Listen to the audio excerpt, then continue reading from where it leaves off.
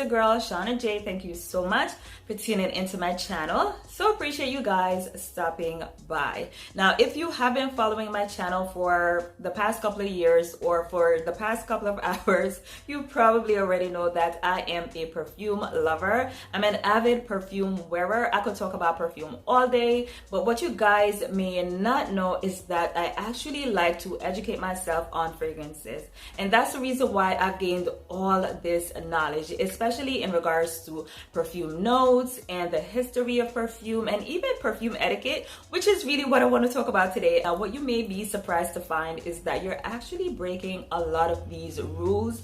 I don't know who made them up. I don't know why they were made up in the first place. It's kind of ridiculous to me because perfume is such an individual thing. It is such a personal thing. But what I want to do today, guys, I want to go over some of these perfume rules, and we're going to discuss the ones that I break and the ones that you should definitely be breaking. Let's jump right into this video. The first perfume rule that I want to talk about is one that has definitely become very popular, which is fragrance layering. Now, the idea of fragrance layering is definitely not new. We have been layering fragrances for many years, and even when we didn't know the technical term for it, we were definitely doing it. A lot of perfume reviewers or perfume enthusiasts would tell you that when you're layering your fragrances, you must follow this rule. You have to keep these fragrances within the same scent family. Now, one of the most important reasons why they'd recommend that you keep these fragrances within the same scent family is because it could cause a clash. The problem that I have with this rule is that things can get a little bit boring. If you have two vanilla fragrances, sometimes it is hard to tell them apart. So what I like to do is I like to create a little bit of contrast. So I'll take two fragrances from two different scent family and combine them, but they definitely do have to work. A very good example that I have of this is layering these two fragrances.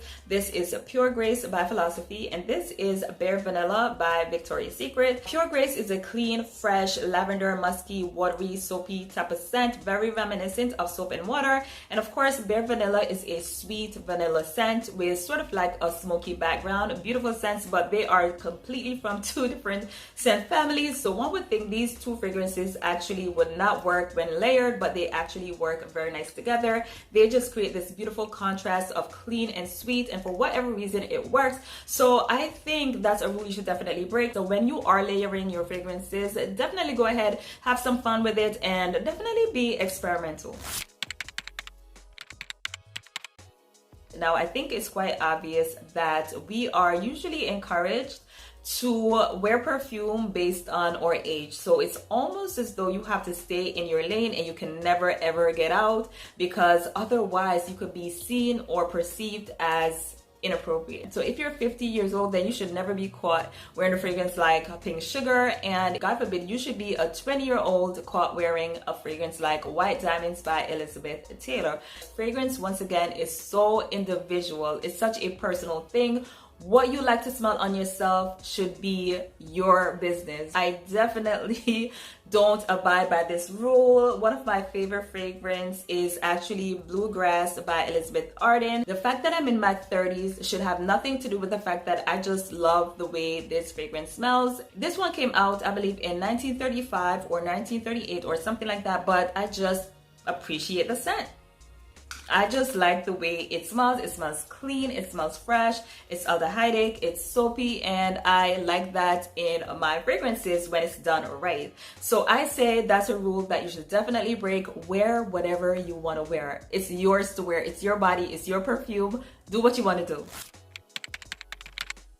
The third rule that I want to talk about here is a very popular topic here on YouTube and on social media in general, and that is sexy fragrances, like what's considered sexy. Now, I think the general consensus or the general rule is that in order to be considered sexy, a perfume has to be bold or sweet, something loud that's just gonna capture the attention of your date. Now, one of my go-to date night perfume is actually Glow by JLo. It's a beautiful soapy scent, and I just love to smell this way when I'm going on dates. So that's another rule that I definitely break when I'm going out on a date. I actually want to smell clean and fresh. Now, what you want to smell like on a date is up to you. Perfume, like I said, is a very personal thing, but it definitely should not be a rule. And even if it is, which it is, I definitely break this rule, and I think you should too. So the next time you are going out on a date, try to smell clean and fresh and see what happens. You never know. This is one I've been hearing more and more, and that is we should not be spraying perfume on our skin, all these synthetics. And yes, I understand the concern. Now, it's kind of funny because I actually gravitate towards fragrances that are considered to be skin scents. So these kind of fragrances, they kind of have to interact with the oils on your skin, with your personal chemistry, in order to smell its best. Now, I do have a couple of examples. One of them has to be Romance by Ralph Lauren. This is a skin scent. If I spray this on my clothes, it actually doesn't smell as good. It just sits there and it does nothing. But on my skin, it's literal heaven. Glow by JLo, another skin scent. It just smells better on the skin. On clothes, it just sits there. It doesn't develop and it does nothing. Another fragrance that I only apply on my skin is L'Eau de Yusi Eau de Toilette by Miyake. I do consider this one to be a skin scent, so I definitely cannot imagine abiding by this rule, so I definitely break this rule. Of course, this is a personal choice, but this is a rule I'm definitely gonna have to break.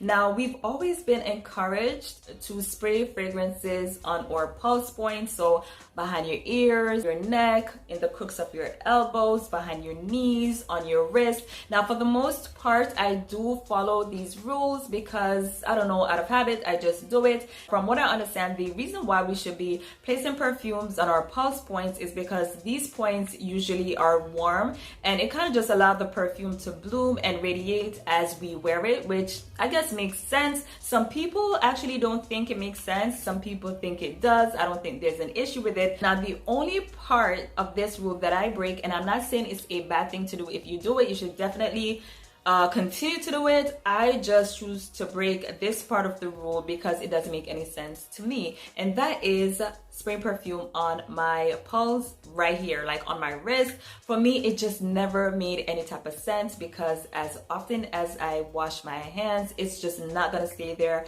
for the entire day. If I take the subway, as soon as I get to work, the first thing I'm gonna do is wash my hands, and I'm basically just washing the perfume off my hands. It just never seemed practical to me, so I definitely don't abide by this rule. I break it all the time, and I'm gonna encourage you not to waste your perfume by putting it on your wrist because chances are you are just gonna wash it off. So this is a rule that I break.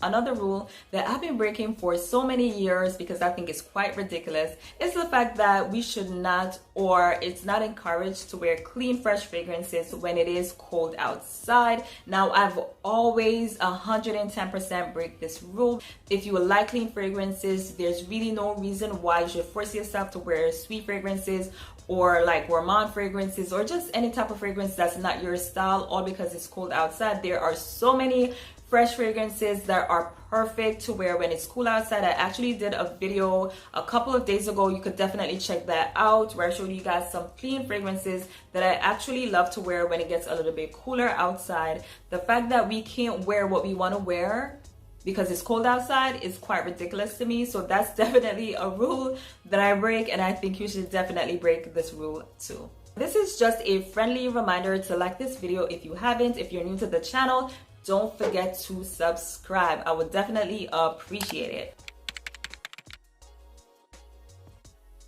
The last rule that I want to talk about here is signature scents. It is always encouraged and recommended that you have a signature scent. And don't get me wrong, I do understand the need or the importance of having a signature scent. It is a very nice thing to be known to have your signature scent. People are going to remember you by this signature scent, but I don't think it's necessarily a rule that you should follow. And I definitely don't think you should be forcing yourself to have a signature scent. If you have one, great, but if you don't, definitely don't worry about it. I actually find having a signature scent, just having one perfume to wear all year round, wherever you're going, to be quite depressing. I cannot imagine having just one fragrance, because fragrance for me is just a way for me to express myself, and I'm not the same person every single day. I know that sounds quite crazy, but there are days that I actually feel different. Switching on my perfume actually allows me to express myself and to bring out the different sides of me. Some days I feel sexy, some days I feel flirty, some days I feel professional, some days I feel edgy, some days I feel chic. So it's kind of hard to showcase all these sides if you're just wearing one fragrance. So I say rock all the perfumes you want to wear. Ditch the idea of having a signature scent. We all have a scent that we wear more than anything else anyway. If it's not realistic for you, definitely don't try to force it, okay? That's definitely a rule that I break, and I think you should too. Okay guys, so that is pretty much it for me. Let me know how you like this video, and let me know what perfume rules you're breaking. Okay guys, so I'll see y'all in my next upload. Bye.